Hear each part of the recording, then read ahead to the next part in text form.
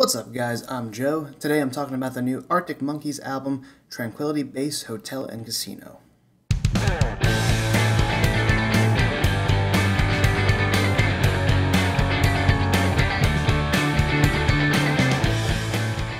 So the Arctic Monkeys are back. This is their 6th studio album, Tranquility Base Hotel and Casino. Kind of a mouthful. This is an album I've definitely been looking forward to for quite some time now. One of my most anticipated albums of the year. And it's been 5 years since their last record, AM. So it's definitely one fans have been looking forward to. If you're interested to see what I think about those other records, you can check out the Arctic Monkeys ranking video I did right before this. I'll put something somewhere. I really had no idea what to expect from this album, not just because they didn't release any singles before it, but also because the band has pretty much been changing their sound, every album from album to album since they've started. And what we have with Tranquility Base is a huge departure for the band, probably the biggest jump in sound they've done from one release to another. Usually, they change things up quite a lot, but it's a little more gradual, I guess. And this jump is one that's proving to be a little too much for a lot of fans. The reception to this album seems to be pretty divisive, and I definitely expected that pretty much the second I put the album on. Side note, I've wanted to do this for some time, but I actually listened to this album first on vinyl. Which is something I hadn't done. Usually I hear it on digital first or the CD or whatever. But the vinyl that I ordered actually came early before it was on Apple Music or anything like that. So I got to listen to it on that first, and that was a pretty cool experience. Personally, I'm enjoying this album quite a lot, though it did take a few listens to get to that point for me. At first, honestly, a lot of the songs seem to blend together. There's a very consistent sound and feel throughout this one. Alex Turner and the band are going for this very chill, jazzy and psychedelic kind of sound. It's very piano-driven, which is unlike anything the band has done before, and Turner's vocal delivery is very conversational in nature, similar to, later glammy kind of Bowie or Leonard Cohen, or even Frank Sinatra at times. After a few listens, though, even, just 2 or 3, the songs start to stick with you, and if you give it a chance, you'll hear that this thing is just, rich with melody. There's a lot of subtle but impressive instrumentation on this album, whether it be the groovy drums, or the very psyched out and spacey guitar lines. The album has sort of a loose, futuristic theme to it, where, we're in the future and we've colonized the moon and, of course, have set up a bunch of commercial properties on it, one being the Tranquility Base. Though the theme isn't the most constructed, there isn't really a narrative here. In my mind, this feels like, the album feels like a place.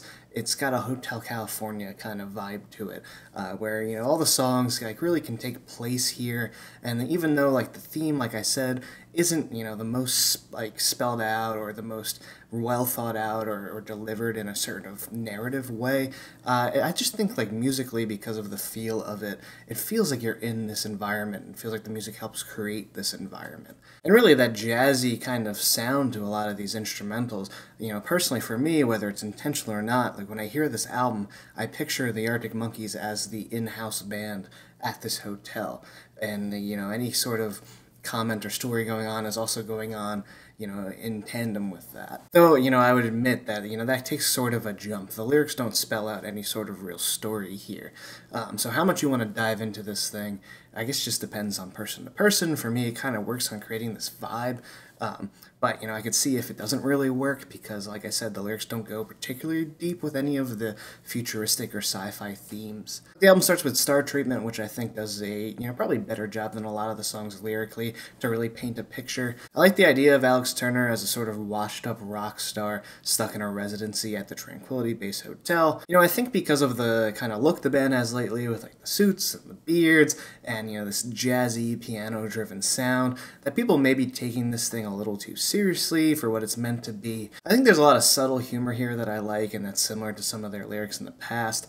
A line like, "I'm a big name in deep space, ask your mates." I just find it funny because I feel like a lot of these songs lyrically are setting up this sort of fake authenticity to the hotel and casino. For me, Turner sounds like this sort of sleazy salesman trying to convince you to go to this mediocre hotel on the moon. I love the very chilled out sections of the song. It has a fantastic groove to it.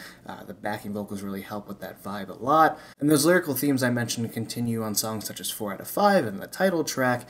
4 out of 5 is probably the most accessible and more instantly catchy songs on the album, though I definitely would suggest listening to it in full, in order at first. I think that was a pretty cool experience, having not heard anything beforehand. really just experiencing it as an album the way it's meant to be. But I see why this would be the one for them to go perform on the late shows and come out with a music video with. It's just the one that's, probably most similar to their previous sound, even though it's pretty different as well. But the one you could really grab onto probably the easiest. For me, it's the first one that I started to remember after like 2 or 3 listens. Again, I just think there's some pretty funny, nuanced humor on these songs, with Turner selling this place for more than it probably has to offer. The 4 out of 5 stars, that's unheard of. Just, really overselling probably what this place is. I just think of this kind of sleazy, futuristic, like Blade Runner type world. Blade Runner is referenced in the beginning of the album. And the same goes for the title track, which sets up the place as a sort of seedy kind of getaway.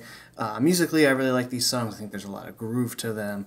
The bass specifically shines a lot on this album, with the spaced out guitars and pianos, and, provides a lot of room for the bass line just to really, break their way through the mix, which I think is pretty cool. Some other standouts for me include One Point Perspective and the closer, the Ultracheese, which both have this glitzy kind of vibe to them. The Ultracheese leans in on that lounge act sound the most, and Turner's delivery and melodies are very reminiscent of Frank Sinatra. I'm also a big fan of the guitar solo in One Point Perspective.